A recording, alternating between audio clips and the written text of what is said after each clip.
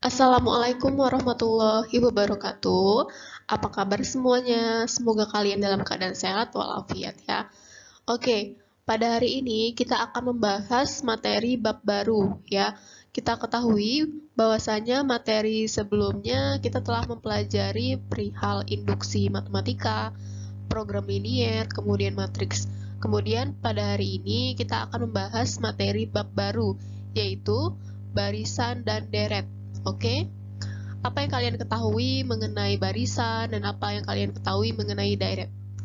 Oke, langsung saja kita bahas materinya. Yang pertama, pada barisan dan deret kita akan membahas mengenai barisan dan deret aritmetika. Yang kedua, barisan dan deret geometri. Apa saja sih yang membedakan antara barisan dan deret aritmetika dan barisan dan deret geometri?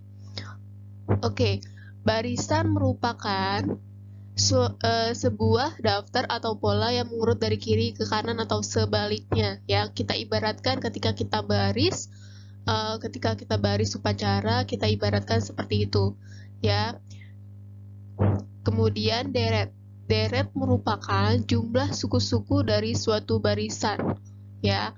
Jadi barisan suatu aritmetika merupakan suatu barisan bilangan dengan pola tertentu berupa penjumlahan yang memiliki beda atau selisih yang sama atau tetap. Selanjutnya, deret aritmetika merupakan jumlah dari seluruh suku-suku yang ada di barisan aritmetika. Apa sih yang membedakan antara geometri dan aritmetika? Pada geometri, saya tunjuk ya, pada barisan dan deret geometri, sebagai pembandingnya menggunakan rasio, sedangkan pada aritmetika kita menggunakan selisih. Oke, selanjutnya barisan dan deret aritmetika. Barisan dan deret aritmetika kita akan membahas selama 4 pertemuan ya. Pertemuan yang pertama kita akan membahas mengenai pola dan barisan bilangan. Pertemuan kedua barisan aritmetika, pertemuan ketiga deret aritmetika, dan pertemuan keempat sebagai simulasi ya. Saya membuat sebuah kuis sebagai simulasi untuk mengetahui seberapa besar pemahaman kalian mengenai materi ini. Oke, langsung saja.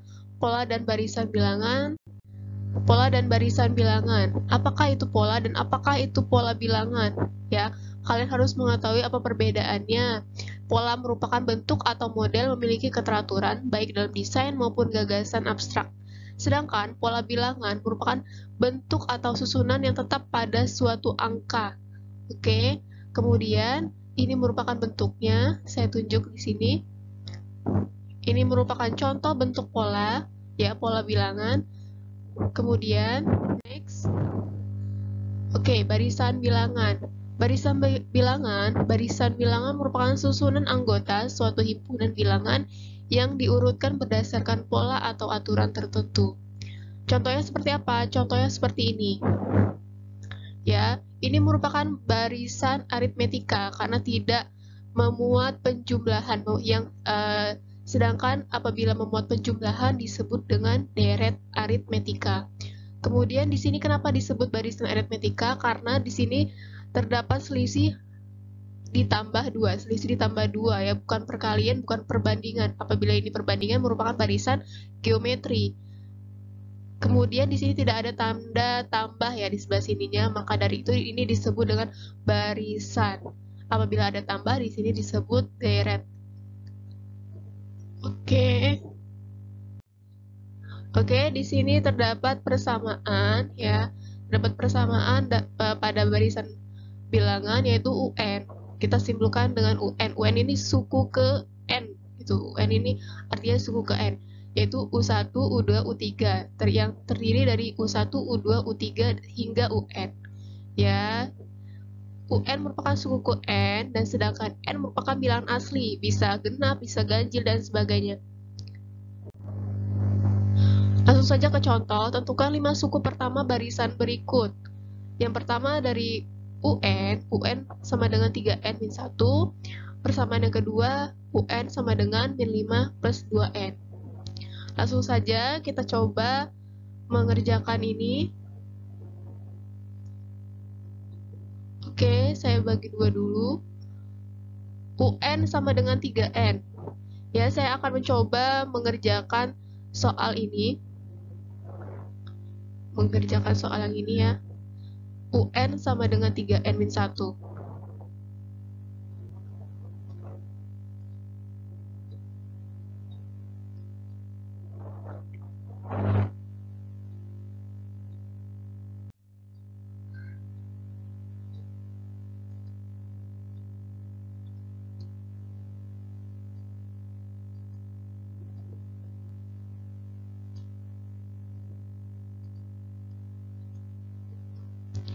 UN sama dengan 3N-1. Kemudian di sini langkah yang harus kita lakukan, kita coba-coba. Kita misalkan U1-nya 1. Jadi, untuk N yang pertama kita coba 3 dikali 1 min 1. Hasilnya 2. 3 kali kita misalkan N-nya sekarang 2. Untuk mengetahui 5 suku pertama, kita harus mencoba-coba terlebih dahulu karena di sini tidak diketahui U1-nya apa, seperti itu, dan bedanya berapa. 3 kali 2 dikurang 1.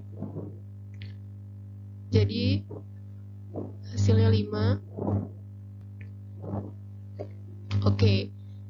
Kemudian untuk U3, U4, U5, caranya sama seperti ini. Jadi dapat kita simpulkan bahwa 5 suku pertama barisan ini ya, barisan dari UN sama dengan 3N-1, yaitu 2, 5, 5.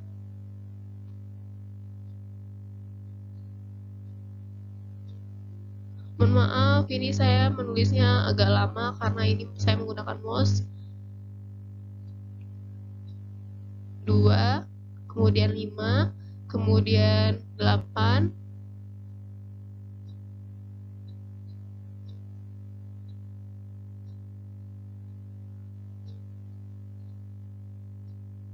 ya, kemudian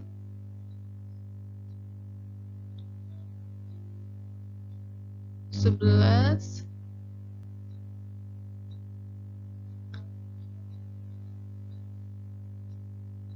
mohon maaf apabila ini tulisannya jelek karena saya menggunakan mouse ya, tidak menggunakan pensil pen tab ya.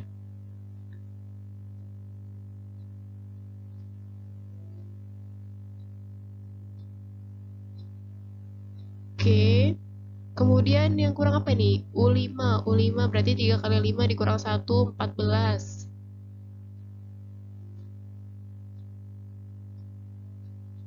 Sehingga didapatilah untuk kelima suku pertama, yaitu 2, 5, 8, 11, dan 14. Seperti itu juga untuk soal nomor, untuk begitu juga untuk soal berikutnya. Soal yang di bawah ini, UN sama dengan min 5 plus 2N. Caranya sama saja. Oke. Bisa ini ya, bisa dipahami ya. Oke, saya hapus dulu karena saya akan menjawab soal berikutnya, soal nomor 2.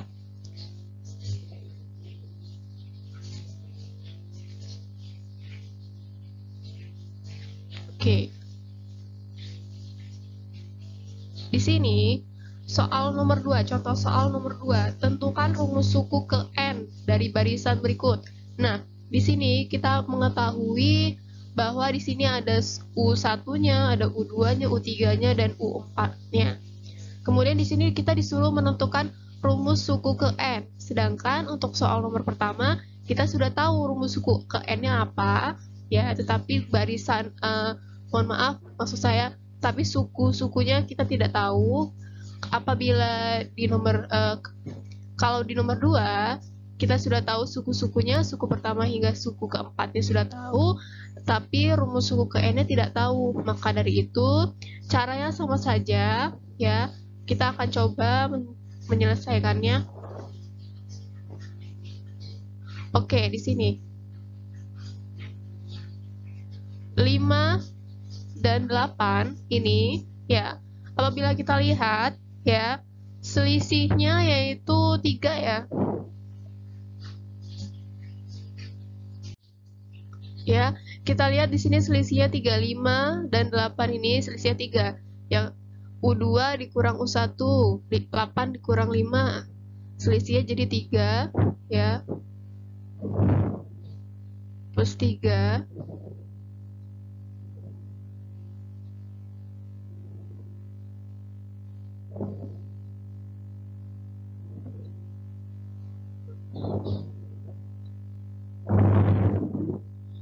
Oke.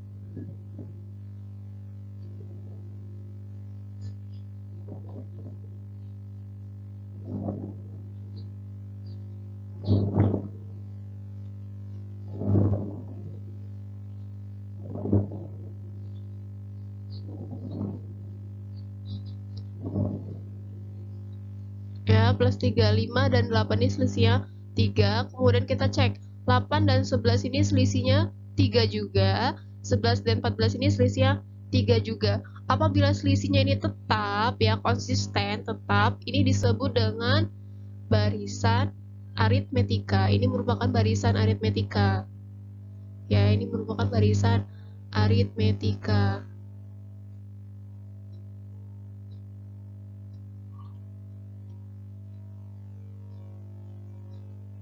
Oke. Lalu, apa sih langkah-langkah yang harus kita kerjakan? Ketika kita tahu di sini selisihnya 3, langsung saja kita masukkan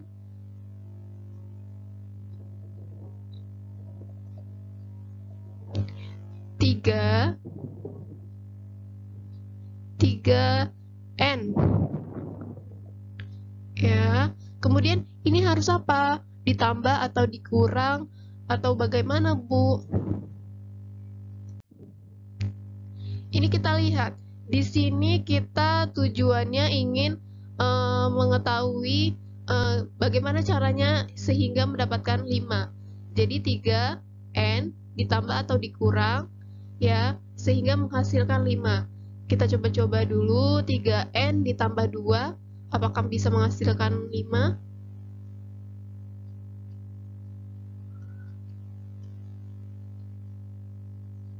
Oke, 3N ditambah 2, apakah bisa menghasilkan 5? Kita coba ya. 3 dikali kita masukkan N-nya misalkan 1, 3 kali 1, 3 ditambah 2 menghasilkan 5. Kemudian kita coba 3N dikurang 1, kita misalkan 3 dikali 1, 3 dikurang 1, 2, berarti ini, rumus ini bukan merupakan rumus suku ke N yang ingin kita cari. Jadi ini salah ya. Ini salah, yang benar ini.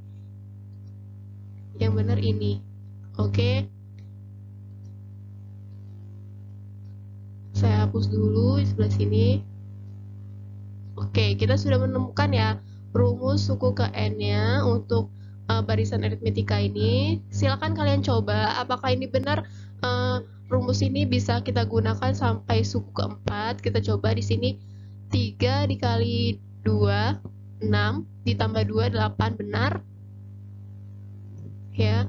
Kemudian 3 dikali 3, 9, ditambah 2, 11, oke, benar. 3 kali 4, 12, ditambah 2, 14, benar juga. Jadi, ini merupakan suku ke rumus suku ke N yang ingin yang kita cari. Jadi, rumusnya dapat kita simpulkan UN sama dengan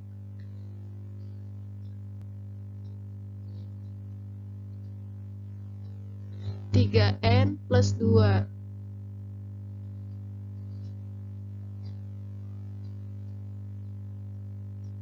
Oke.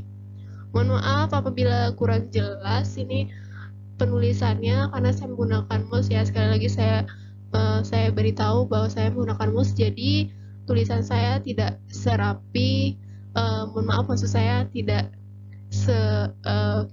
lumayan baik seperti itu. Oke, saya hapus terlebih dahulu karena kita akan next ke materi selanjutnya. Bisa dipahami ya dari kedua contoh ini penyelesaiannya seperti apa. Oke, selanjutnya kita akan mempelajari mengenai notasi sigma, ya.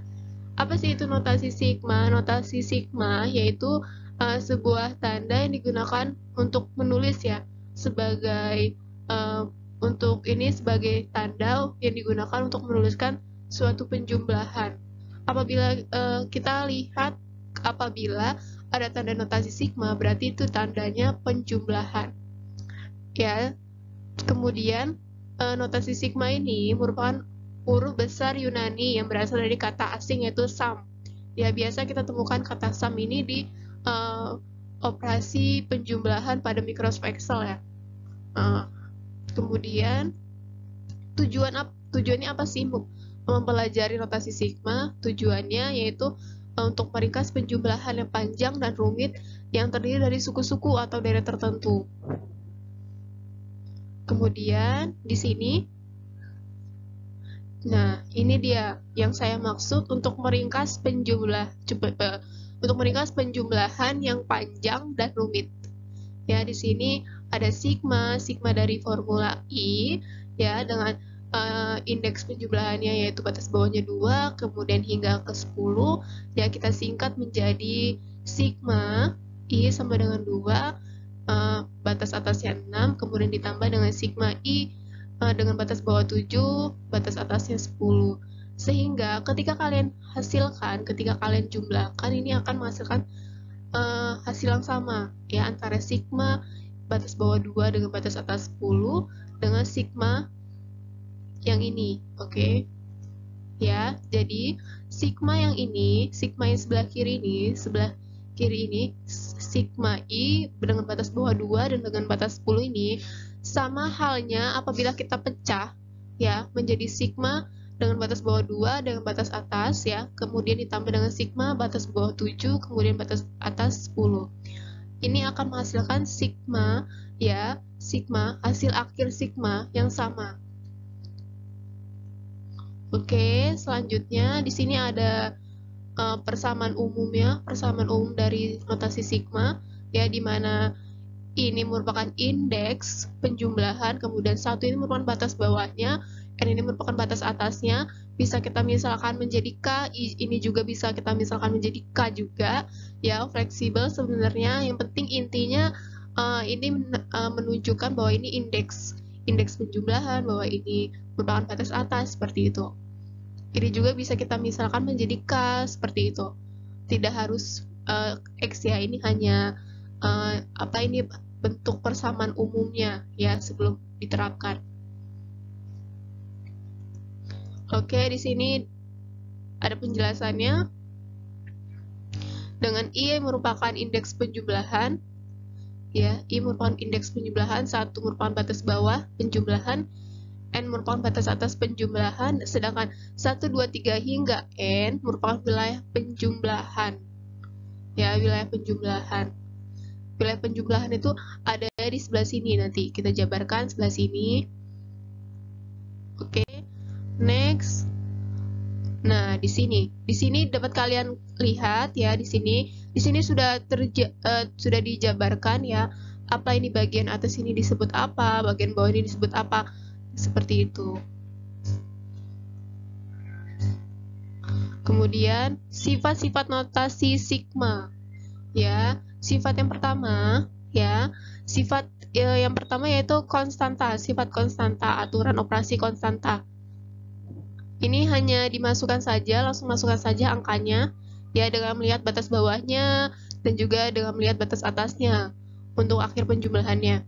Kemudian yang kedua yaitu sama saja, ini juga konstanta, ya. Tetapi di sini konstantanya ini tidak terpengaruh oleh seberapa besar bentuk ini batas bawahnya. Misalkan, ya, kita misalkan di sini terdapat sigma dengan I sama dengan 1,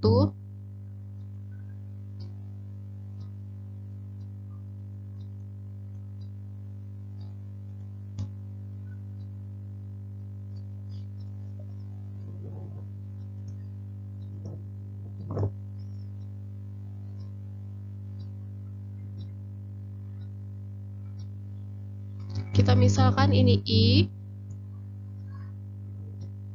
ya, batas bawahnya ini 1, kemudian batas atasnya ini 3.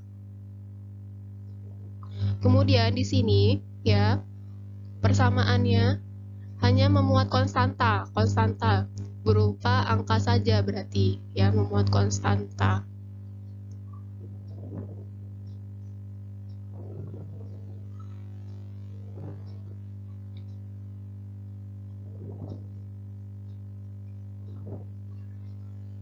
Oke, di sini. Jadi, ya, angka 4 ini tidak terpengaruh untuk digunakan untuk sebagai membantu untuk penjumlahan, ini tidak terpengaruh ya. Jadi langsung saja 4 ditambah 4 ditambah 4 ditambah 4 gitu. Sebanyak 3 kali, 4 ditambah 4 ditambah 4, seperti itu. Tidak perlu 4 dikalikan 1, kemudian 4 dikalikan 2, itu tidak perlu, karena kita hanya menerlibatkan konstanta saja.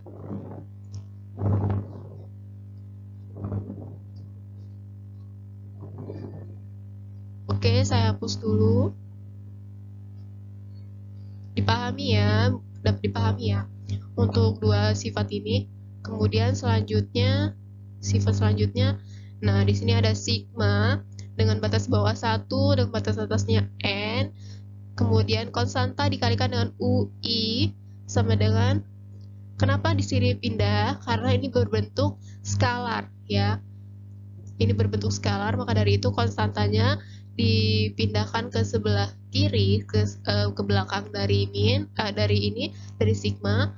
Kemudian yang di depan ini kita hanya menuliskan UI-nya saja. Kemudian ya, hanya menuliskan UI-nya saja di depan. Kemudian konstantanya di belakang ya. Jadi misalkan seperti ini.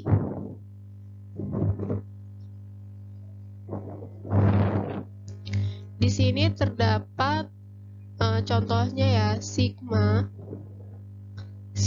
dengan batas bawahnya itu misalkan 1, batas atasnya itu misalkan 3. Ya, di sini konstantanya kita tulis misalkan di sini 4. Ya, kemudian di sini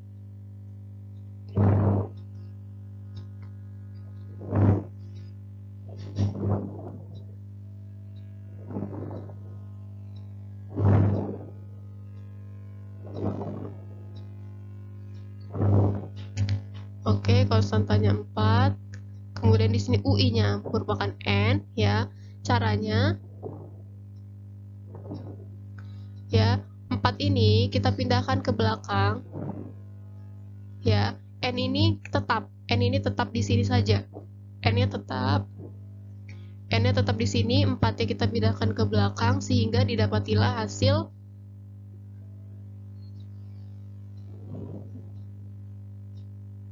sigma 4 ya, di belakang konstantanya batas bawahnya 1, batas atasnya 3. Ya, di sini n.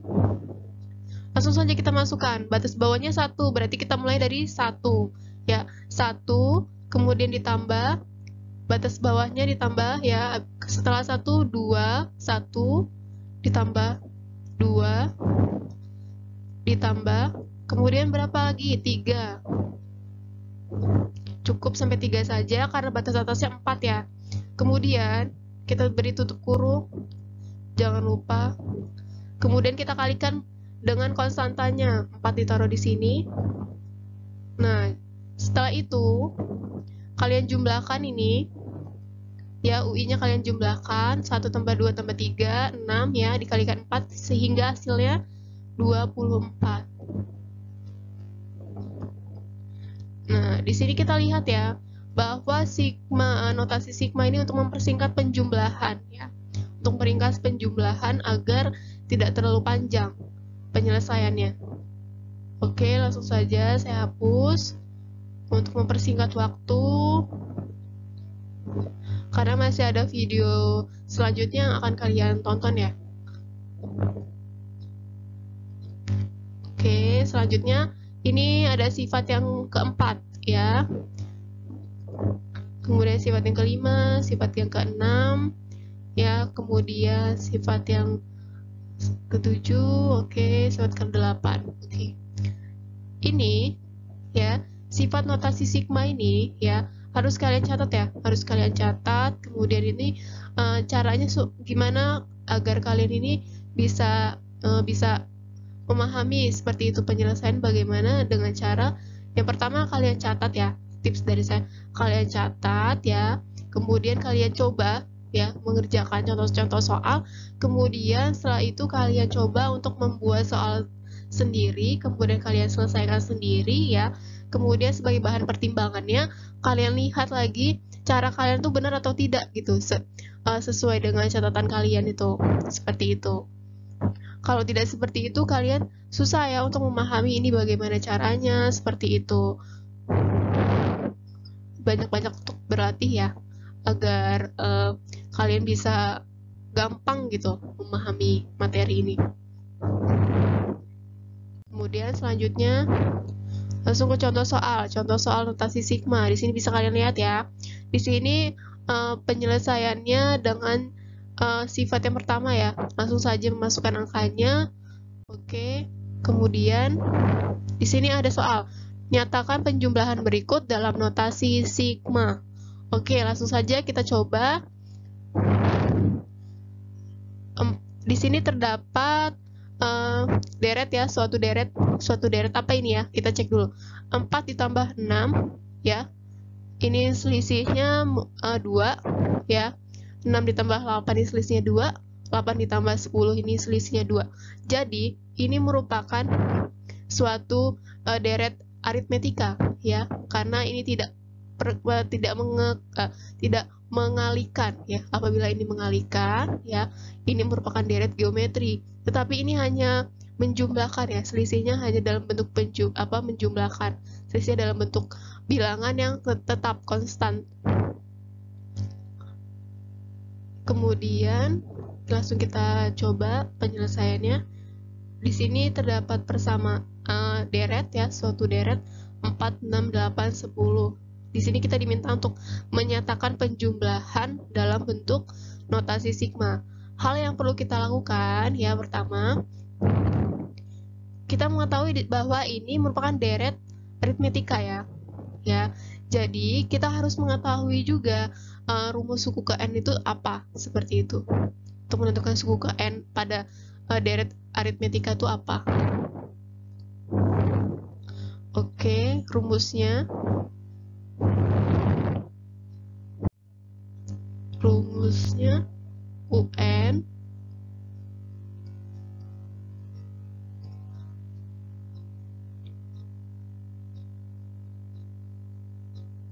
UN sama dengan A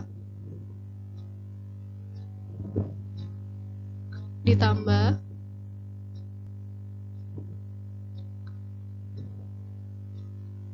N min B, min 1 dikalikan dengan B. Oke. Kita harus mencari terlebih dahulu ini persamaan awalnya apa gitu. Di sini kita ketahui bahwa A-nya 4 ya. A-nya 4, suku pertamanya 4, kemudian B-nya 6 dikurang 4, 2, berarti B-nya 2 ya. Langsung saja kita masukkan.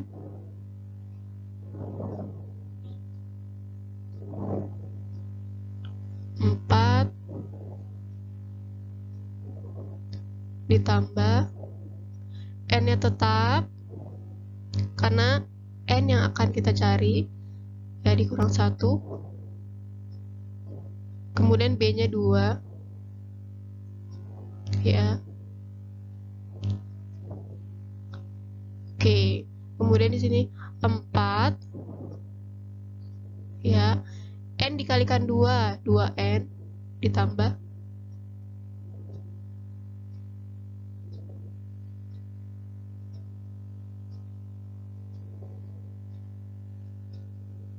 ya, min 1 dikalikan 2 min 2.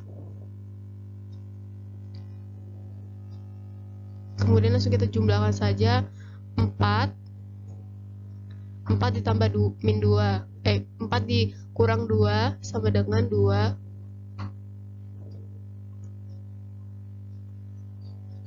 ditambah 2n. Nah, ini merupakan bentuk persamaan pertama. Ya, ini merupakan bentuk persamaan pertama, 2 plus 2n. Kemudian kita diminta untuk menyatakan penjumlahannya dalam bentuk notasi sigma.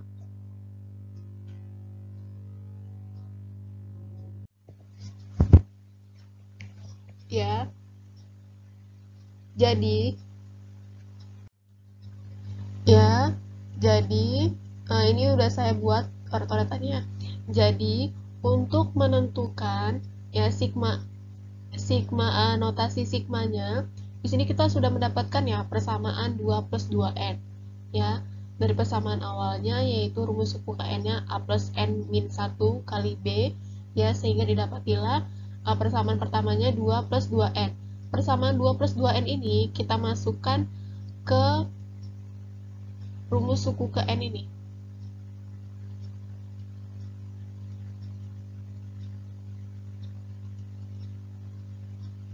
Mohon maaf, maksud saya bukan rumus suku ke n, maksud saya ini ya, persamaan ini 2 plus 2n ini kita masukkan ke notasi sigma. Ya, di sini ada sigma ya 2 plus 2n. Kemudian untuk mencari batas atasnya itu seperti apa, kita masukkan saja langsung. Di sini ada 20 UN-nya, 20 sama dengan 2 ditambah 2n, ya, persamaan pertama ini sama dengan 20 dikurang 2. Ya, kenapa di sini ada 2? Karena 2-nya pindah ruas ya, sama dengan 2n. Kemudian 20 dikurang 2, 18 sama dengan 2n. Anggaplah ini 2n. Ya, anggaplah ini 2n bukan z ya. Ini 2 sama dengan, kemudian di sini tinggal n ya. 2-nya kita pindahkan ke sebelah sini, akan kita bagikan dengan 18. 18 dibagi 2. 18 dibagi 2. 18 dibagi 2 sehingga didapat 9 ya, n-nya sama dengan 9. Jadi batas atasnya yaitu 9 gitu. Langsung saja kita tulis di sini batas atasnya 9. Oke. Jadi nyatakan penjumlahan berikut dalam bentuk notasi sigma. Jadi yang dimaksud dalam bentuk sigma itu seperti ini. Nih, sudah selesai ini penyelesaiannya. Sigma dengan batas bawahnya 1, batas atasnya 9 dengan persamaannya 2 plus 2n, seperti itu. Begitu juga ada untuk deret geometri, sama saja untuk deret geometri. Hanya saja untuk deret geometri kita masukkan suku ke n rumus deret geometri ya. Kan beda tuh rumus suku ke n untuk aritmetika sama geometri. Itu.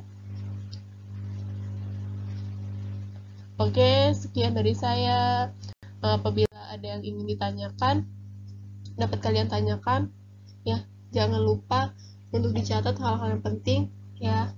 Terima kasih telah menonton pembelajaran dari saya. Silakan kalian berdiskusi dan silakan kalian selesaikan LKPD yang telah saya berikan ya. Kemudian apabila ada yang kurang jelas bisa kalian tanyakan langsung ke saya, ataupun bisa kalian diskusikan dengan teman-teman kalian, atau silakan kalian tonton berulang-ulang ya video pembelajaran telah saya berikan ya. Kan tidak hanya satu tuh videonya, ada 2 ya, ada 2 bahkan lebih video yang saya berikan ke kalian. Bisa kalian pahami, bisa kalian pelajari secara mandiri. Jangan lupa untuk jaga kesehatan, kemudian jangan lupa untuk terus berdoa dan tetap semangat walaupun pembelajaran kita masih daring ya. Oke, sekian dari saya. Wabillahi taufiq wal hidayah. Wassalamualaikum warahmatullahi wabarakatuh. Oke. Oke, sekian presentasi dari saya. Apabila ada yang ingin ditanyakan, silakan kalian tanyakan ke grup WA ya. Bisa kalian tanyakan melalui grup WA atau kalian tanyakan kepada teman diskusi kalian ya, teman diskusi kelompok grup WA kecil kalian ya, atau ingin kalian tanyakan ketika kita jadwal tatap muka, silahkan. Oke, sekian dari saya. Apabila ada penjelasan yang salah ataupun penjelasan yang kurang tepat, saya mohon maaf. Kepada Allah, saya mohon ampun. Ya, kita sama-sama belajar di sini. Oke, sekian dari saya. Saya ucapkan terima kasih. Wassalamualaikum warahmatullahi wabarakatuh.